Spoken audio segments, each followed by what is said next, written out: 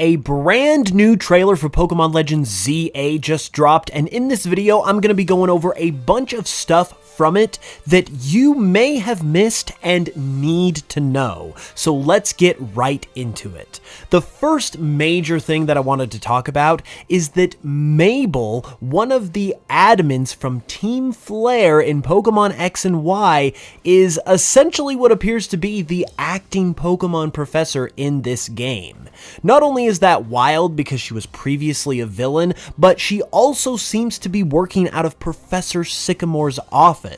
And so that begs the question, where is Sycamore if Mable is in her office? And it also begs the question of how she got there in the first place if she was an antagonist. We can also see the Team Flare logo on her chair, which means that Team Flare still have a presence in the Kalos region to some kind of degree in this game. And that really brings up a lot of questions about what they're doing and what kind of role they're going to have in the game, and whether or not they might even still be evil at this point, because if Mable is kind of a more protagonistic character this time around, maybe Team Flare is a little bit more on the nicer side of things as well. This is going to be something that will be really interesting to learn more about as we eventually get the chance to play this game. And since Mable is essentially taking the place of Professor Sycamore, as I said, and is literally in his office,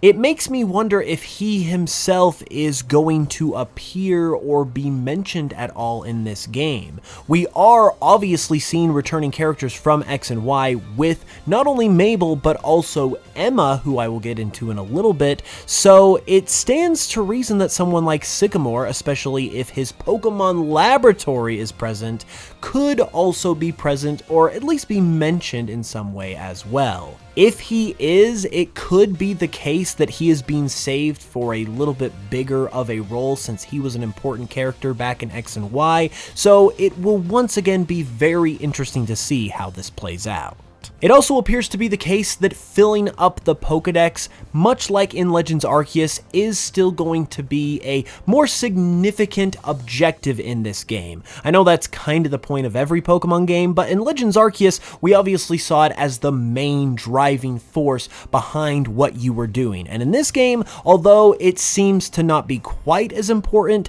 it seems like there is a similar function to the Pokédex, because Mable is basically researching the Pokemon within Lumio City, and she is tasking you with essentially catching all of them to help her with her research. And as you fill up the Pokédex, she is going to give you items to essentially reward you for filling up the Pokédex, which I think is a nice, neat little incentive for catching as many Pokemon as possible. I also think it's really cool that that kind of game mechanic is carrying over from Legends Arceus, and another really interesting thing that we see when we're learning about this within the trailer is the fact that the moves in this game that your Pokemon use do not have any PP. One of the things that Mable will give you for filling up the Pokédex are TMs, and we can see in this screenshot that moves, at least from what we can see right here, don't have any PP like they normally do,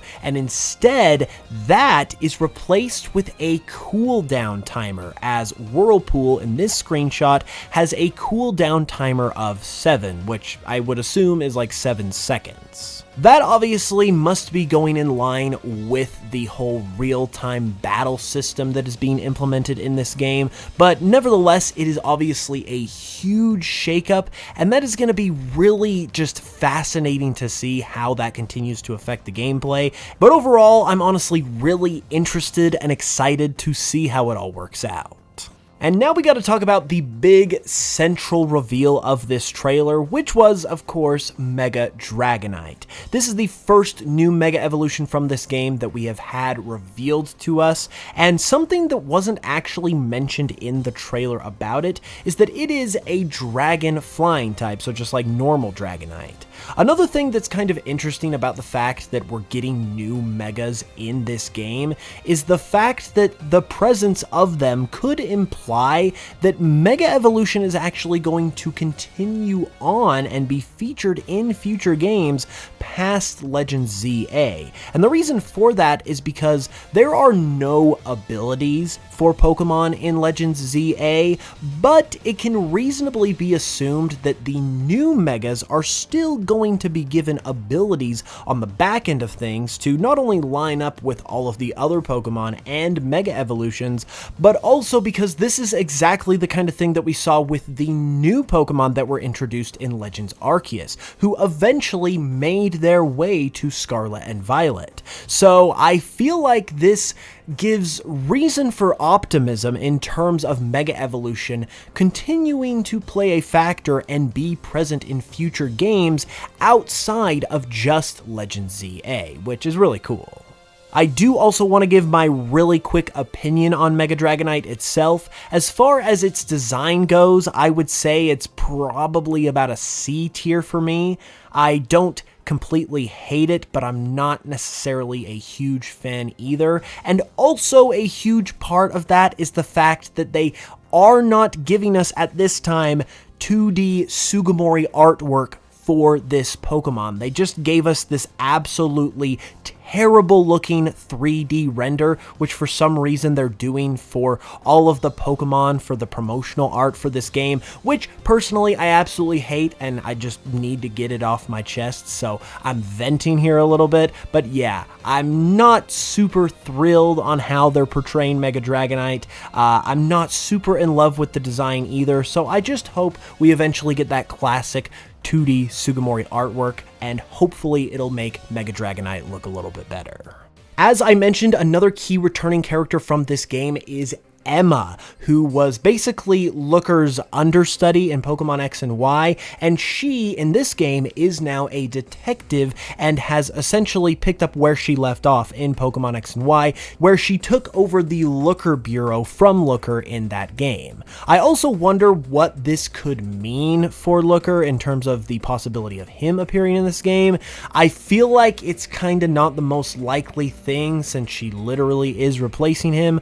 but because the two were so closely tied together, I feel like maybe he could have a cameo or something, and I honestly really hope he does because that would just be awesome. Also, as was previously noted by a lot of people when we got the reveal of the box art of this game, she is also front and center on the box art, so she is definitely going to play a central role in this game, which is also really cool. And the other really cool thing about her is that her detective agency is also kind of acting as the base or a hub, if you will, for the side quest system in this game, which looks to be very similar to the side quest system that we saw from Legends Arceus, which was awesome. So that's another great reveal and announcement there that I personally am really excited for.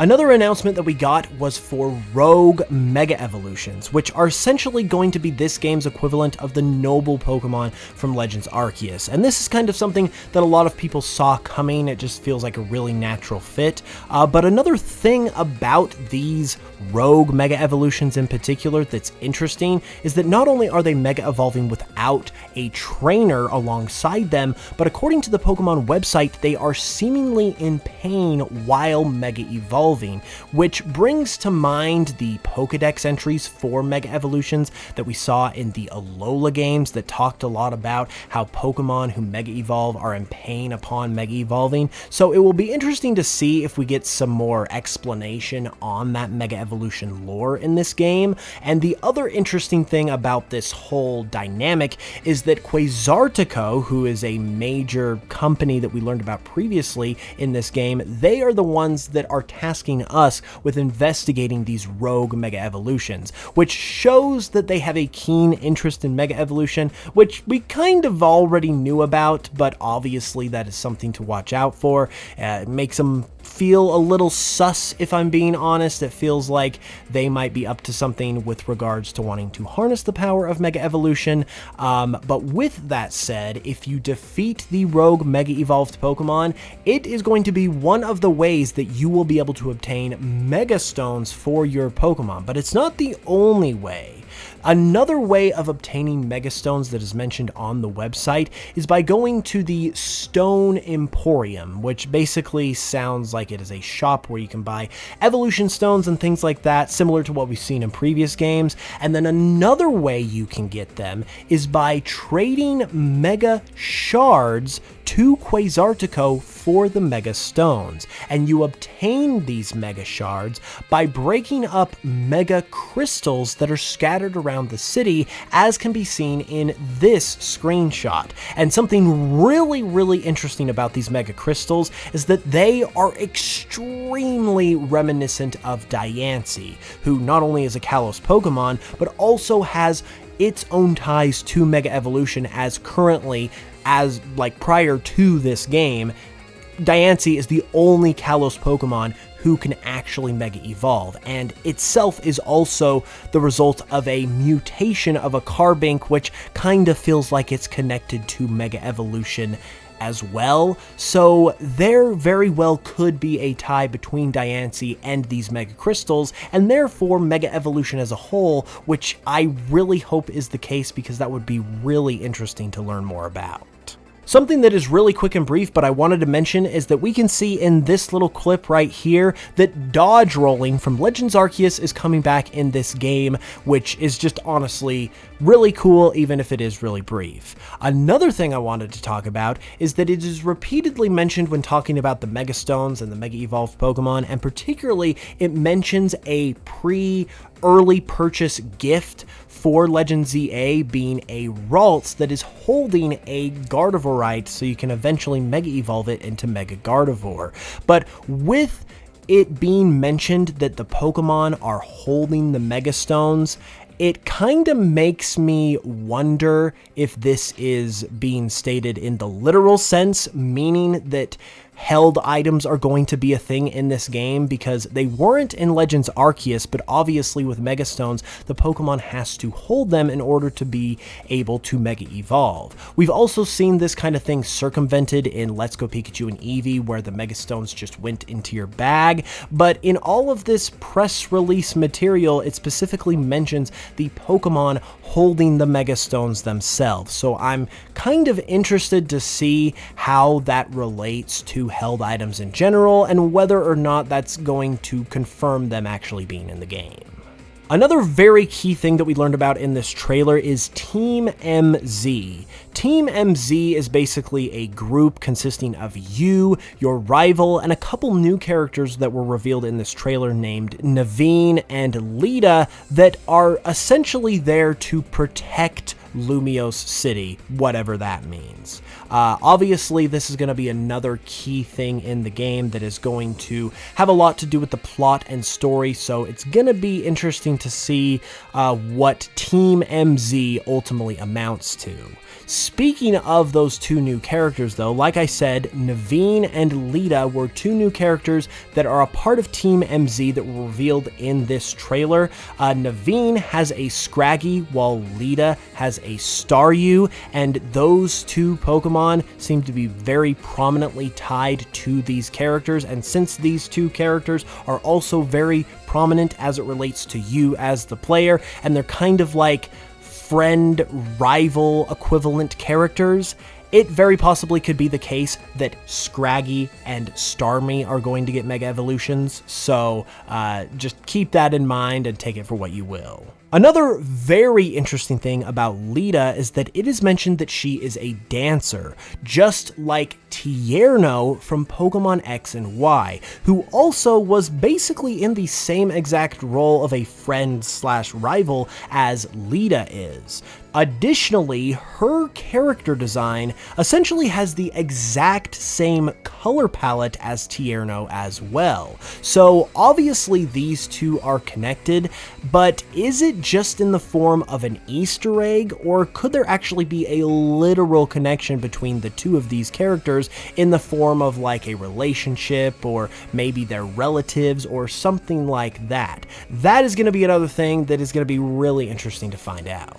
Additionally, when Naveen is introduced within the trailer, we can actually see what very obviously appears to be some kind of breakable rock behind him, kind of like a rock smash rock. This seems to once again be something that can be broken in some way, and it seems like it might be similar to a rock smash type of scenario where it's a rock that can be broken for materials or items, once again similar to something that we saw in Legends Arceus, which overall is just very encouraging that so many of the features that made Legends Arceus so great are being carried over into this Legends game as well, despite the very big contrast in styles between these two titles. So overall, I'm really excited about this as well. One pretty dang huge revelation is the fact that there seem to be gym-like facilities and gym leader-like characters that are going to be involved in the ZA Royale, because in this trailer we get to see and we get details about characters that we are going to fight as a part of the ZA Royale that essentially, like I said, seem to be like pseudo gym leaders, and then they seem to be at facilities that are kind of like pseudo gyms. The one that we see in this trailer seems to be a poison themed quote-unquote gym, and the trainer that we get to meet, who seems to be a quote-unquote gym leader, is a guy named Corbeau, who specializes in poison type Pokemon. It is also mentioned that he is part of an organization called the Rust Syndicate, which seems to be antagonistic and has me wondering about how they factor into the whole villain equation of this game. I don't necessarily feel like they're gonna be the bad guys, but they definitely seem to be bad guys, so I'm really interested to see how that dynamic plays out. And speaking of Corbeau, something really interesting about him that I've got to give a shout out to this person on Twitter for, because they were the one that noticed it, is that it seems like his design is actually based on Pheasantipity. Because not only do their designs feature the exact same color palette, but there are also features in Corbeau's design that directly tie back to Pheasantipity, such as the long things that are hanging off of his glasses matching the feather eyelashes of Pheasantipity. I don't know or necessarily think that this means anything really, other than the fact that Pheasantipity is obviously a poison-type Pokemon, and Corbeau is a poison-type specialist, so he's just kind of modeled his fashion after Pheasantipity, and it just makes for a cool Easter egg. I feel like that's the kind of thing that is going on here, so it's not really deeper than that, but still, it's really cool. Another thing that is definitely worth mentioning is that customization is back in this game, and it looks very robust and in-depth, and quite possibly the most in-depth that we've ever seen in a Pokemon game for this kind of feature. I also want to say that I do personally hope that the male player characters do get to take advantage of this robustness and this in-depth approach, because while we see some amazing looks for the female player character in this trailer, I feel like they look way cooler than what we see for the male character. So personally, I'm just hoping that the male player character can get some swag and some riz the same way the females are, because the female player character is looking fire. But overall, this looks amazing, and I'm very excited to get into it and see what kind of looks we can make for our character. And one more thing I wanted to mention that is actually a bit of a surprise to me personally is that it has been confirmed on the Pokemon website that Alpha Pokemon are officially returning from Legends Arceus. They make a brief appearance in the actual trailer, but nothing is really said about them. But on the website, it states that yes, these are Alpha Pokemon, they're returning, they're big and aggressive and all that stuff that they were from Legends Arceus, and it's just, once again, another feature from Legends Arceus that is being carried over to this game, which is honestly so amazing, because since Legends ZA is very different from Legends Arceus, even though it is a Legends game, it's been hard to know how much of the Legends Arceus experience was going to carry over, and it honestly seems like a lot of the Legends Arceus experience is going to carry over, and then this game is also going to have its own unique things that it does as well, which personally I think is the best way to go about this. You get some new content combined with the best of Legends Arceus. I think that's going to make for a really awesome experience, so overall I'm really happy about that. Those were just a few things that I noticed from this trailer though that I wanted to make sure you guys knew about as well. But if I missed anything or you have anything to add, let me know down in the comments and just let me know your thoughts about all of these reveals in general. Personally, I'm really excited. There were some things, like I said, with Mega Dragonite that I wasn't as hyped about, but overall there is a lot to love here. So be sure to let me know your thoughts as well. Thank you so much for watching, and I will be back with another video very soon, so be sure to subscribe as well. And until then, as always, I will smell you guys later.